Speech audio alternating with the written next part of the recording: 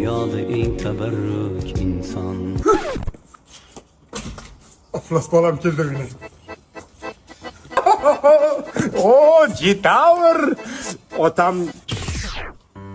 Yaxshi Aflas. Assalomu alaykum.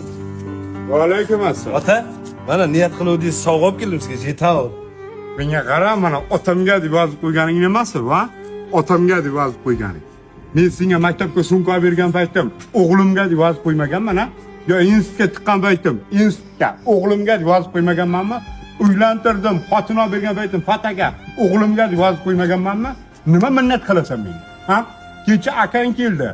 Jintraga otamga deb yozib kelgan, o'zimni yurtdaylar. Shuni ichkilarga yuborib qo'yinglar-da. Tushunyapsanmi sen? Yo'q, siz meni tushunmadingiz ota. Sovg'a bu yoqda. Mana, yuring, marhamat. Ota, ana haqiqiy sovg'a sizga. Uzatamiz. Fantaziyang yaxshi lekin. Sal cho'qnitasan-da, shuni mana yerga otamga deb yozib qo'ysan.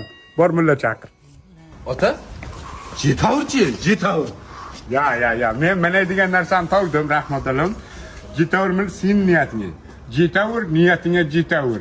Chimildiqdan